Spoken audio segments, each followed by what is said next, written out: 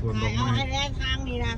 บ่แล้วให้จังลอกรถไปแล้ว ขี่รถขึ้นมาเลย ไม่ใช่อยู่หันดีสิให้ลูกสาวอันน่ะลูกสาวทามได้ดิห้าบ่บ่แม่ ตัวรถไทยมาอีกคันปล่อยเบรกเบิดเลย เอายืนมันบนบันไดเขาเอาตอนทางด่า เวลาเห็นเขาเลยโอ้ยคันลบหน่อยก็สิครับได้อยู่เด้อเบรกจนจำหมดเลย โอ้บ่ไปบ่ได้ดอก first time เลยไหมนะ first time เลยนะ first time เลยนี่เคยมาจากเถื่อนี่ผัวพามา ขนาดคนไหนว่ายังได้มา มานำมาคนนายโอวา นี่ไม่ได้กล้าจอดที่นี่สิ มาเลยเด้ยังบ่เคยมาโอ้อยู่ในเด้แท้ๆนะตายมาเยอะคนเอ้ย อ๋อที่จริงดอกไม้มันงาม มันไปทางไหนนะ อันนี้งามกว่านี้ฮะ งามกว่านี้แล้วเนาะ เป็นสวนดอกไม้เป็นเขตเรื่องคนดอกไม้จะเฒ่าหมดแล้ว ดอกไม้จนเฒ่าเขายังได้มา This is the one